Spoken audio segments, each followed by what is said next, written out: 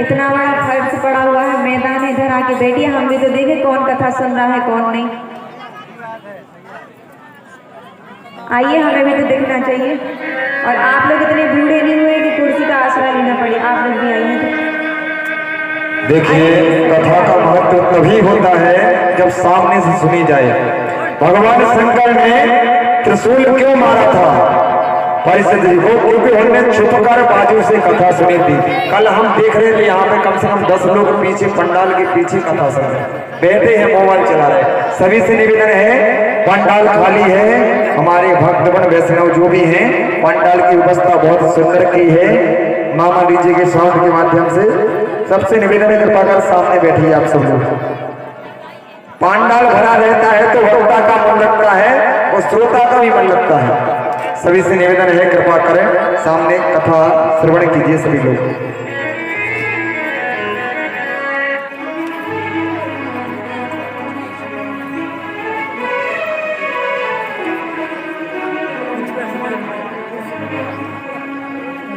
हमारे भी चिंटू जैन जी पधारे हुए हैं।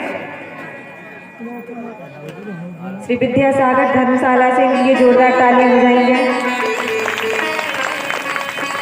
देखिए कितना अच्छा सौभाग्य है। कथा के धर्म प्रेमी जो आज कथा को सुनने के लिए आए हैं तो पूरी कथा सुनकर ही जाइएगा आप लोग। देखिए, अगर आप लोग कथा सुनने में सुनेंगे। तो हमारी आंखों के सामने आप सभी रहना चाहिए, जिसको हम देख सकें कौन कथा सुन रहा है, कौन सो रहा है, कौन बातें कर रहा है कि नहीं। और कथा का कृपा तभी होती है जब आप कथा को सामने से सुने, नियम से सुने। ऐसे आगे पीछे बैठ कर कथा सुनने से पुण्य नहीं मिलता।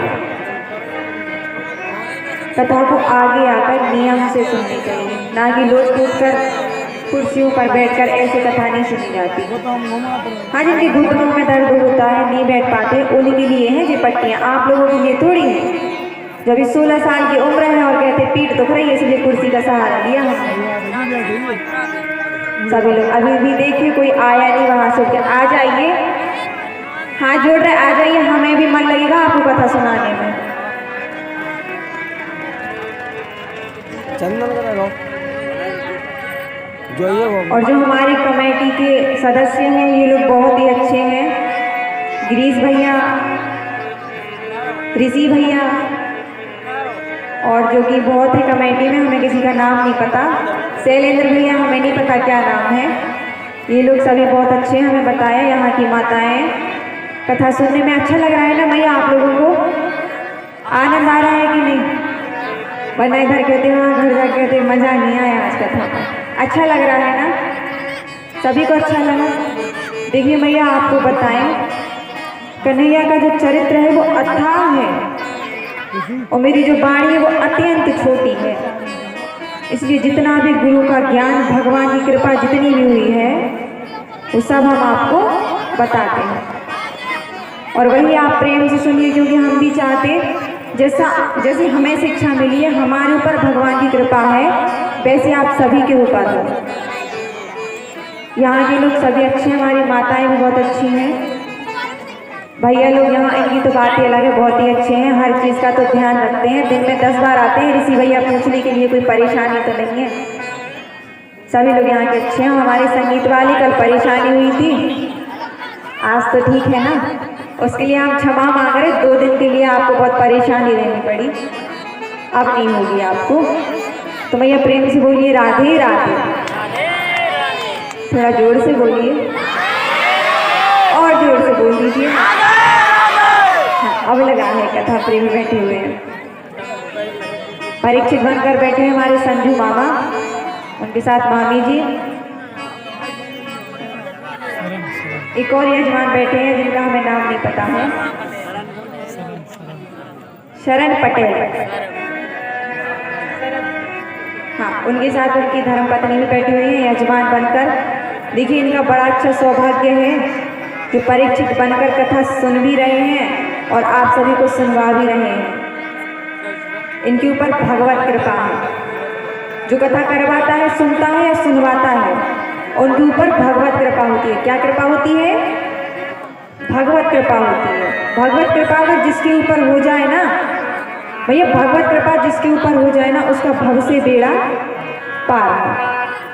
क्योंकि कथा सुनने से ना बहुत लोगों को मुक्ति प्राप्त हुई है, कथा सुनने से बिगड़े हुए काम भी सुधरे हैं श्रीमद् भागवत कथा सुनने से। क्यों? क्योंकि अगर कथा नहीं होती तो इस संसार में क्या धर्म रहता? मैं ये बताओ, धर्म रहता? अगर कथा नहीं होती तो धर्म रहता? क्या जानते हैं आप लोग कि धर्म की परिभाषा क्या है? जैसे किताबों में आता है ना, किसकी परिभाषा, इसकी परिभाषा, ऐसे ही भागवत भी एक परिभाषा है जिसको समझने की, समझिए, एक रिजल्ट निकलना है आपको तो सबसे पहले उसे समझिए, प्रैक्टिकली उसको समझ के देखिए, उसको अपने जीवन में उतारिए कि कथा का महत्व क्या है, कथा सुनने से होता क्या है। जितने भी हमने पहले पाप कर्म किए होंगे ना, वो कथा सुनकर आज सारे कट जाएंगे। पर कथा को कैसे? मन से। पहले दिन भी हमने यही बताया था, कथा को कैसे सुनना चाहिए? मन से। और भागवत के पूरे अध्याय में, पूरे स्कंद में सिर्फ सत्य की बात कही गई है। क्या? सत्य की बात कही गई है। कल हमने बताया था राजा परीक्षित ने कौरवों का जो मुकुट था वो पहन लिया। अब वो जैसे ही जंगल में भ्रमण करने गए, उन्होंने देखा एक पैर से एक बैल खड़ा हुआ है और पृथ्वी रूपी माँ को समझाया जा रहा है गाय को कि माँ आप क्यों रोती है? आपका साथी क्या आपको छोड़कर चला गया? अच्छा भैया, रोने के 3 कारण होते हैं। या तो फिर आपका कोई जो आपके साथ था वो आपको छोड़कर चला गया, या तो फिर आपसे जो कोई दूर है आप उसकी याद में रोते हो, या फिर आप संसार से परेशान होकर रोते हो। ऐसे ही है ना मैया, इन तीनों बातों से आप रोते हो। तो समझाता है मैया आप क्यों रोती हो? तो बोले संसार में जो धर्म था वो नहीं रहा, जो दान करते थे लोग वो दान भी नहीं रहा, पवित्रता अभी भी थोड़ी बहुत बची हुई है, और जो धर्म के 3 पैर थे वो कट चुके हैं, अब एक ही पैर रहा है। तो जैसे ही देखा, अब वो समझा कि आगे जैसे ही चले, उन्होंने देखा एक काला काला नग्न तलवार लेकर उस बैल को मार रहा है। उसका एक पैर बचा था, उसको भी काटने के लिए दौड़ा। तो परीक्षित पूछे क्यों मारते हो तुम इस बैल को, क्या परेशानी है? इसका एक पैर है, आप इसको भी क्यों काट रहे हो? अब कलयुग, वो कलयुग था, कलयुग में देखा कि परीक्षित महाराज तो मुझे मार देंगे। अब जैसे ही कहा कि महाराज मुझे क्षमा करें, ये कलयुग है, इस कलयुग में इस पैर को भी मैं काटना चाहता हूँ, मेरे पास और कोई उपाय नहीं है। तब परीक्षित ने कहा कि तुम इसका पैर क्यों काटते हो, तुम जाओ तो कहीं दूसरी जगह पे रहो ना। अच्छा भैया, कलयुग किन किन जगह पे रहता है? धूतम पानम स्त्रीय सूनम, कहाँ रहता है? जहाँ ये शराबी लोग रहते हैं वहाँ कलयुग का वास होता है। कैसे होता है?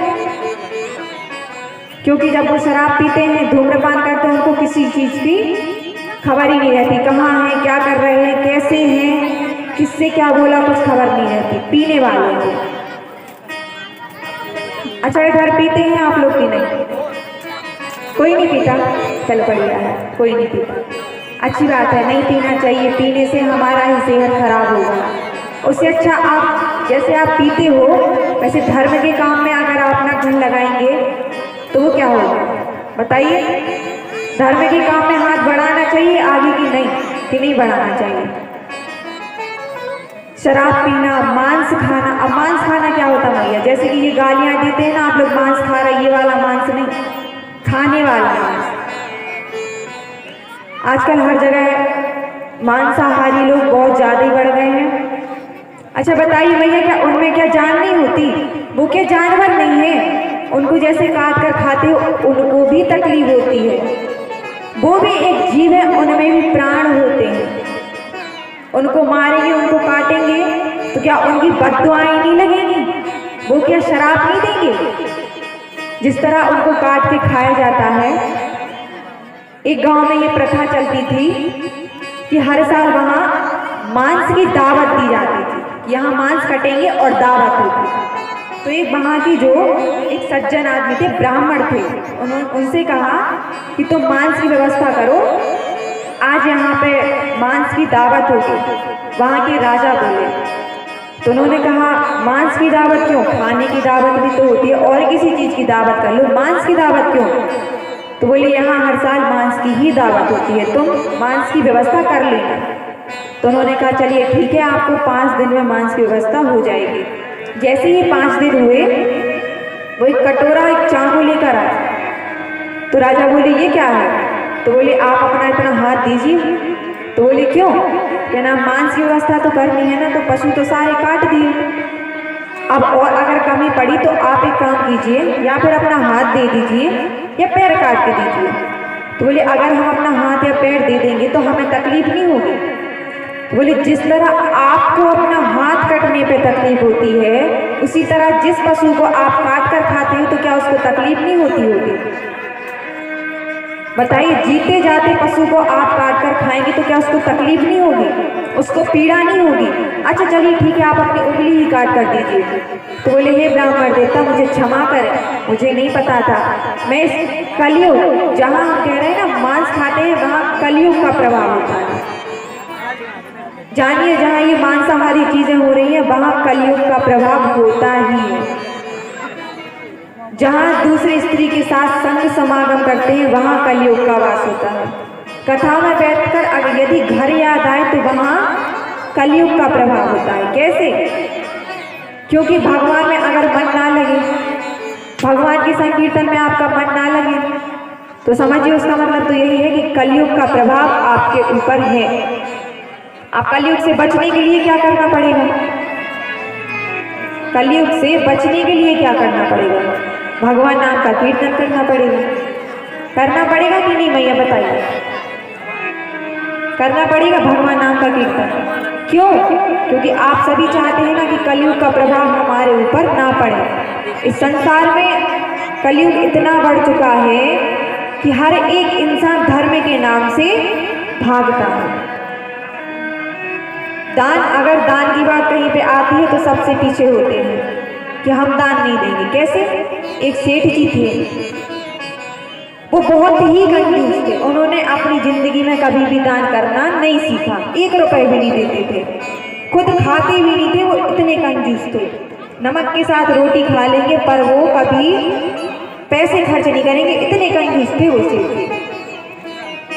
तो जैसे उनकी मृत्यु का समय आया, अब सभी ने कहा कि तुमने दान तो कभी किया नहीं, पुण्य तो तुमने कभी किया नहीं, अब मरते समय ही तुम थोड़ा सा दान कर लो। तो बोले चलो ठीक है, मरते समय थोड़ा सा दान कर देते हैं। अपनी पेटी में से चांदी का सिक्का निकाला और हनुमान जी के मंदिर पहुंचे। अब मंदिर में लाइन बहुत लगी थी, तो वहाँ देख रहे वो यहाँ तो लाइन बहुत बड़ी है, तो आपका चलो ठीक है। अब बार बार मुट्ठी खोल के उस सिक्के को देखे, कहीं ऐसा तो नहीं ये रो रहा हो, फिर उसको देखे, फिर उसको देखे। अब जैसे ही उनकी बारी मंदिर में चढ़ाने की आई, उन्होंने सिक्के को देखा तो वो हाथ मुट्ठी बंद की वजह से पसीना पसीना हो गया। बोले अरे मित्र, तुम भी रोते हो हमारी तरह, इसका मतलब तुम्हें हमें छोड़ने का मन नहीं है, चलो वापस चलते हैं। सिक्का लिया, वापस गया। ये क्या होती है? कंजूसी। तुम भी मुझे छोड़ना नहीं चाहते, इसलिए तो तुम रो रहे हो। मुट्ठी बंद की वजह से उनके हाथ में था पसीना। तो बोले आप भी रोते हो, हमें छोड़ के जाने का मन नहीं है, चलो वापस चलते हैं। सिक्का लाए, वापस घर पे। अब उन्हें नरक में जाना पड़ा, तो यमराज ने कहा चलो तुम नरक में चलो। तो बोले मैं क्यों जाऊं? तो बोले क्यों, तुमने पाप किए हैं, पुण्य कौन से किए हैं? तो बोले मैं पुण्य गिनवाऊं? मैं चांदी का सिक्का लेके गया था हनुमान जी के पास। बोले कैसे, तुमने चढ़ाया तो है नहीं? अरे हम क्या करें, सिक्का ही रो रहा था तो हम चढ़ाते क्या? इसलिए आप तो हमें स्वर्ग में भेजे, क्योंकि हम तो लेके गए थे, भगवान ने लिया ही नहीं, तो हम कैसे चढ़ाते? बोले बारे भक्त तुझे प्रणाम, चल तू तो नरक की ओर चल। अब देखिए ये होती है कंजूसी, होती है। दान करना, अगर दान करेंगे तो आपका धन घटेगा नहीं, बढ़ेगा। और यदि नहीं करेंगे तो आपका जो जितने भी ये सत्कार्य होते हैं बुरे कार्यों में लगेंगे। अगर 100% तक आप कमाते हो तो आपको 10% तक भगवान के कार्यों में दान लगाना चाहिए। गौ सेवा करनी चाहिए। गांव में तो गौ सेवा होती है, सभी के यहाँ एक एक गौ तो होंगी ही, होनी भी चाहिए, क्योंकि ये हमारा धर्म है गायों की सेवा करना। अच्छा, सुबह गाय को रोटी कौन देता है? पहली रोटी गाय को कौन देता है? उसके उपाय हम बताएंगे। फिर हाथ उठाइए, पहली रोटी गाय को कौन देता है सुबह बनते ही? कुत्ते की रोटी। अच्छा, आप लोग देते हैं? देती हो भैया? अच्छा, रोज देनी चाहिए। क्यों देनी चाहिए? क्योंकि गौ को पहली रोटी खिलाने से आपके धन की प्राप्ति होती है। कुत्ते को रोटी डालने से आपके जितने भी कष्ट होते हैं, दुख होते हैं, कुत्ते को रोटी डालने से वो सारे कष्ट आपके दूर हो जाते हैं। इसीलिए रोजाना देनी चाहिए। अच्छा भैया, भोग भी लगाना चाहिए भगवान को। तो आप जो खाते हैं वही भोग ठाकुर जी को लगाते हैं? बताइए भैया, बताइए, वही भोग लगाते हैं जो खाते हैं आप लोग? हाथ उठाइए, कौन कौन वही भोग लगाता है जो खाते हैं? सच बताना, क्योंकि ठाकुर जी के भोग की बात है। कौन लगाता है भैया? हाथ उठाओ। आप लगाते हैं, बहुत बढ़िया। और कोई नहीं लगाता? अच्छा, बाकी लोग क्या कहते हैं? चिरौंजी चढ़ा देते हैं ना, या तो फिर शक्कर रखी या फिर चिरौंजी चढ़ाई, यही होता है। नहीं भैया, देखिए भगवान भी तो हैं, वो भी तो खाते हैं, है कि नहीं? जब भगवान मंदिर बनाया है तो भगवान को भोग वही लगाओ जो आप खाते हो। क्या वो खा के नहीं जाते? बताइए, वो भी खाते हैं। आप लोग कहते हो रख दो, खाते ही नहीं हो, तो ऐसे कैसे खा? भाव से भोजन, भाव के भूखे हैं भगवान, अगर भाव से आप खिलाओगे ना। अच्छा भैया बताइए, भाव से विदुर जी के यहाँ उन्होंने केले के छिलके भी तो खाए, भाव से सबरी के बेर भी तो खा, भाव से भजो तो भगवान आपके सामने खड़ा है। आप भजोगे ही नहीं तो भगवान कहाँ से आएगा बताइए? जब तक मन से नहीं पुकारोगे वो कहाँ से आओगे? अब जैसे ही कहते एक निमंत्रण कार्ड आया, घर में भोजन नहीं बना, क्यों नहीं बना? आज हमारा सा परिवार का निमंत्रण है, भगवान के आगे एक गिलास दूध रखा, दूध भी नहीं रखते, शक्कर चढ़ाई, भगवान आप देखा ना आज हम तो खाने जा रहे, आप मालपुआ खाओ, भगवान बेचारे भूखे बैठे हैं, क्यों? वो भी तो खाते हैं, आप खिलाओगे तभी तो वो आपको अच्छा खिलाएंगे, क्योंकि जो कुछ भी है उन्हीं का तो है, हमारा कुछ नहीं। तेरा तुझको अर्पण क्या लागे मेरा, कहते हैं ना, तो मन से कहते हो कि आरती होती है तेरा तुझको अर्पण क्या लागे मेरा, तुझे बोलते हो तुझे कहा करो ना मेरा मुझको अर्पण मेरा ही लागे मुझे, ये क्यों नहीं बोलते? क्योंकि ये तो तब बोलना चाहिए ना जब आप मन से उनको समर्पण करो। ये बोलो प्रभु हमारा ये जो मन है ये आपको समर्पण है। क्या कहोगे मैया? मेरा ये जो मन है बहुत चंचल है, ये यहाँ वहाँ भटकता ही रहता है, भगवान जब तक आप इसको काबू में नहीं करोगे ये नहीं होगा। इसलिए मैं तो चंचल हूँ, मैं तो नादान हूँ, क्या कर रहे हैं क्या नहीं कर रहे हैं, कैसा है कैसा नहीं है, आप ही को संभालना है। कैसे? आप ही को संभालना है, मैं तो नादान हूँ। इस नादान बेटी को माँ पार तुमको लगाना पड़ेगा, मेरा मन एक मंदिर है माँ, इस मंदिर में आना पड़ेगा। लाख दुनिया सताए तो क्या,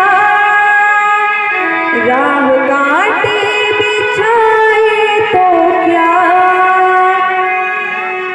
लाख दुनिया सताए लाख कांटे बिछाए, लेकिन कन्हैया आप मुझे संभालोगे तो मैं कांटों को भी पार कर जाऊंगा। कैसे? लाख दुनिया सताए तो क्या, लाख कांटे बिछाए तो क्या, इस कांटे भरी राह में फूल तुमको बिछाना पड़ेगा, मेरा मन एक मंदिर है माँ, इस मंदिर में आना पड़ेगा। अच्छा मैया मन मंदिर कैसे बनेगा बताइए? मन को मंदिर बनाना है मैया को प्रभु, अभी तो नवरात्रि भी चल रही है, तो कौन कौन चाहता है माँ मेरे घर आए? हाँ तो भाई कौन कौन चाहता है मैया मेरे घर आए? सभी चाहते हैं ना। तो मन को मंदिर बनाओ, सरल बनाओ, इसमें जितने भी पाप हो, ईर्ष्या, क्या कहते हैं? ईर्ष्या, दूसरों के प्रति ईर्ष्या करना, ये मन से भाव हटाओ। उसका जो है चलो कहो राम भला करो, मुँह से कहते हो उनका राम भला करे पर नहीं करो, राम भला नहीं करो, कहते हो ना। पहले मैया अगर आप दूसरों का अच्छा देखोगे तब आपका अच्छा होगा, क्योंकि दूसरों के प्रति आपके मन में पाप और कहते हो मैं तो राम जी का हूँ, तो भगवान कैसे अपनाएंगे बताइए? बताइए कैसे अपनाएंगे भगवान? तो मैया से कहो मेरी अम्बे भवानी सुनो, जगदम्बे भवानी सुनो, मेरी अम्बे भवानी सुनो, जगदम्बे भवानी सुनो, मेरे मन के अंधेरे में माँ दीप तुमको जलाना पड़ेगा, मेरे मन के अंधेरे में माँ दीप तुमको जलाना पड़ेगा। मैया मेरे मन में अंधेरा है, मुझे कुछ समझ नहीं आ रहा मैं क्या करूं क्या नहीं करूं, तो मेरे मन के अंदर आप दीप जलाओ, अपने नाम का मुझसे जोड़ो मैया, जिससे मैं आपका भजन कर सकूं, आपका सुमिरन कर सकूं। नवरात्रि में मैया आप जितना भजन करेंगे, जितना कीर्तन करेंगे, माता रानी आपके पास दुख को भटकने भी नहीं देंगी। माता रानी की कृपा कितनी बड़ी होती है आप सभी जानते हो। प्रातः उठकर भगवान के मंदिर कौन जाता है? सूर्य नमस्कार कौन करता है बताइए? सूर्य नमस्कार कौन करता है? इधर से हाथ उठाइए। सूर्य नमस्कार कौन करता है? फिर मैं एक अर्थ बताऊंगी उसका, बताइए कौन कौन करता है? इधर कोई नहीं करता? कोई नहीं, आप करते हैं? करते। चलिए ठीक है। जब सूर्य को जल चढ़ाते हो तो क्या कहते हो? सूर्याय नमः और भास्कर आय नमः, नमस्कार करते हो आप लोग। चलिए ठीक है। और इधर तो मतलब कोई नहीं चढ़ाता। चलिए ठीक है, छोड़िए। तो सूर्य को प्रातः उठकर जल चढ़ाना चाहिए। जल चढ़ाने से हमारे जो रोग होते हैं हमारे शरीर के, वो सभी दूर होते हैं। क्या होते हैं? जितने भी रोग होते हैं वो सभी दूर होते हैं। अच्छा, ब्लड प्रेशर का मरीज कौन है? हम हैं। और कौन है जिसका ब्लड प्रेशर लो होता है, हाई होता है? उसका उपाय हमसे जानिए, हम बताएंगे। किसी का नहीं होता, आपका होता है। उसका उपाय हम आपको बताएंगे, कंट्रोल में रहेगा। और किसी का नहीं होता मैया? और किसी का नहीं होता, आपका होता है। हमारे पास आइएगा, हम आपको उपाय बताएंगे। हम भी चाहते हैं जैसे हम हैं अभी, वैसे ही आप लोग भी हो जाए। ठीक है भैया? तो कलयुग इन तीनों में प्रवेश करता है। और मैया कहा गया है कि कलयुग से बचने के लिए हमें भगवान के नाम से जुड़ जाना चाहिए। किससे जुड़ जाना चाहिए? भगवान के नाम से जुड़ जाना चाहिए। और नाम से कैसे जुड़ेंगे भैया? नाम से कैसे जुड़ेंगे? नाम से कैसे जुड़ेंगे? अपने मन की श्रद्धा से। भगवान की श्रद्धा रखो। भगवान क्या है उनको समझो, भगवान कैसे हैं उनको समझो, कैसे दिखते हैं वो उसको समझो। जिनकी प्रतिमा इतनी सुंदर, वो कितना सुंदर होगा, वो कितना सुंदर होगा। नाम है तेरा तारणहारा, जाने कब दर्शन होगा।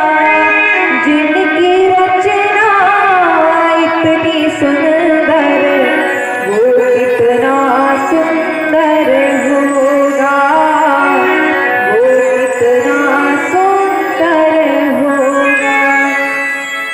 दीन दुखी का इस दुनिया में कोई नहीं सहारा है।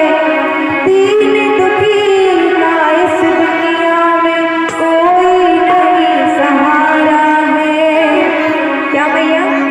दीन दुखी का इस दुनिया में कोई सहारा नहीं है। तो जिनकी प्रतिमा इतनी सुंदर,